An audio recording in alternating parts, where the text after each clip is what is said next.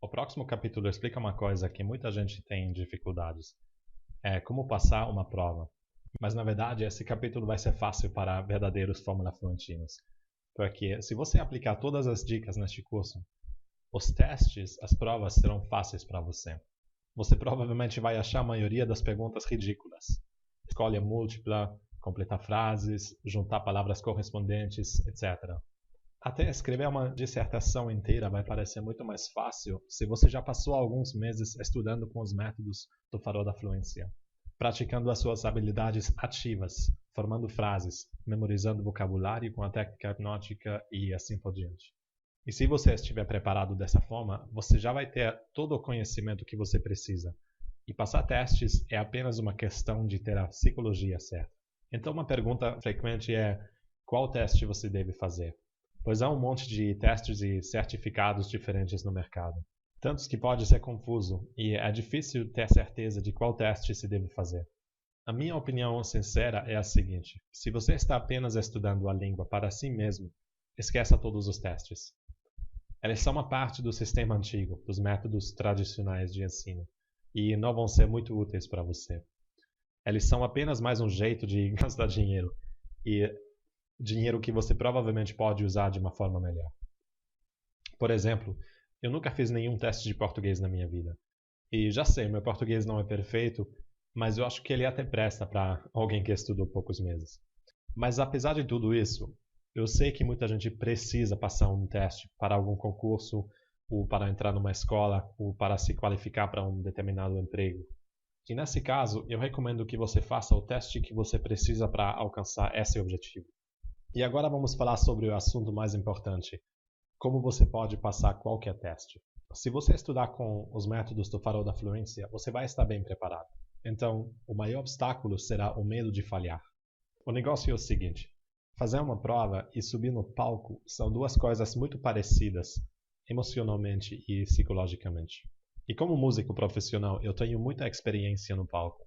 Eu já toquei na Ópera de Sydney, na TV na Indonésia, num dos maiores cruzeiros do mundo e até para os sheiks árabes de Dubai. E a sensação de subir no palco pode ser muito semelhante ao medo antes de uma prova. Eu acredito que a expressão em português é medo de palco. E nós músicos profissionais temos algumas estratégias que você pode usar para controlar o nervosismo e a ansiedade. Eu vou compartilhar algumas dessas técnicas com você aqui e agora. Pode parecer óbvio, mas a coisa mais importante é que você tenha autoconfiança. Você tem que acreditar em si mesmo. Um dos meus professores de piano até falou que um músico deve subir no palco pensando: eu sou um gênio, eu sou um gênio. E eu sei que isso pode ser um pouco difícil. No final das contas, todos nós queremos ser modestos e você provavelmente não quer falar isso em voz alta.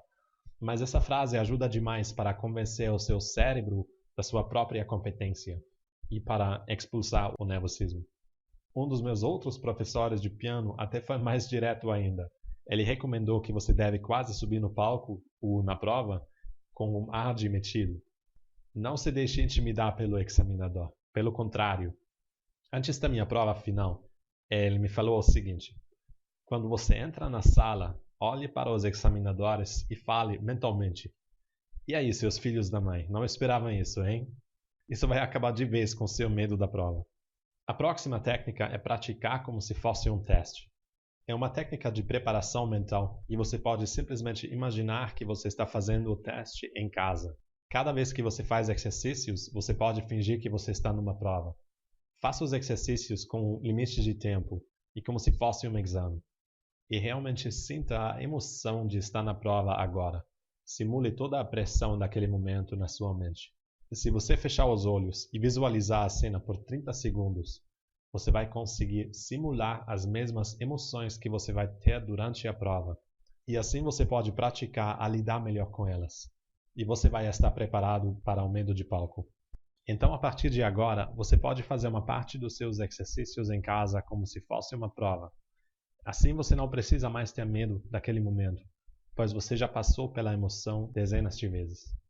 E você pode fazer o contrário também. A segunda parte do mesmo truque é fazer o oposto na hora da prova. Quando você realmente está na sala de aula fazendo o teste, você pode imaginar que isso não é prova nenhuma. e que nada depende dela.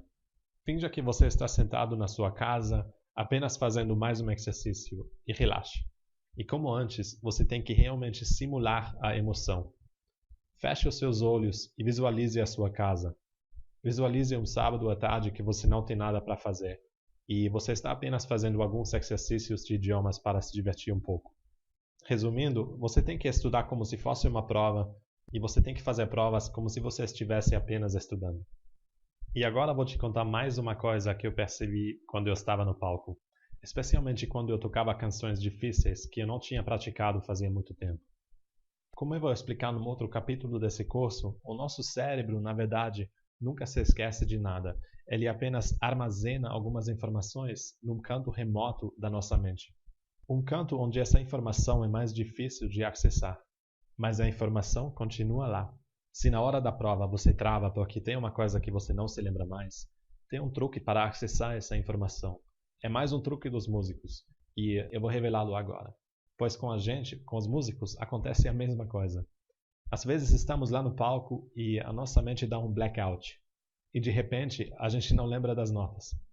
Neste momento, é fácil entrar em pânico e ficar tenso e nervoso. Mas se a gente deixa isso acontecer, a apresentação só vai ficar pior ainda. E neste momento, qualquer pensamento lógico só pode atrapalhar e piorar a situação. E só vai te deixar mais nervoso ainda. Porque neste momento, todos os seus pensamentos vão ser intimidantes. Tipo, meu Deus, não me lembro das coisas que estudei em casa. Eu trabalhei tanto, mas agora o meu cérebro parece congelado. Essa prova vai ser um desastre. Eu vou falhar com certeza. Meu pai vai me matar. Eu não vou conseguir esse emprego, etc. Esses pensamentos provêm do hemisfério esquerdo do seu cérebro. E como ele só atrapalha mesmo, é melhor desligar o hemisfério esquerdo inteiro. Parece absurdo, né? Desligar metade do seu cérebro. Mas é isso mesmo que a gente precisa fazer. Deixar o hemisfério direito do nosso cérebro fazer todo o trabalho. Mas como se pode fazer isso? Felizmente, a resposta é muito simples. É só relaxar e deixar as coisas fluírem naturalmente. Finja que você esteja cansado demais para pensar. Até finja que você é burro, que você tem apenas palha na sua cabeça. Se você conseguir fazer isso, o lado esquerdo do cérebro vai desligar. Ele vai dizer: "Falou, rapaz, você acha que você é burro? Tô fora então." E o seu subconsciente vai assumir o controle. Isso é uma boa notícia, porque tudo que você aprendeu e aparentemente esqueceu vai subir daquele canto remoto da sua mente e você vai lembrar-se de tudo. Com um pouco de prática, isso funciona mesmo. É surpreendente. A última técnica para não ficar nervoso e tenso na hora de uma prova é simplesmente abrir mão. Eu ainda me lembro muito bem da conversa que eu tinha com o meu professor antes dos meus exames finais, anos atrás. Eu tinha feito todo o trabalho e eu tinha estudado e praticado, mas mesmo assim eu estava nervoso, pois tudo ia depender de uma única prova. Eu realmente quis tirar uma boa nota e fiquei com medo de travar na hora decisiva e fazer tudo errado.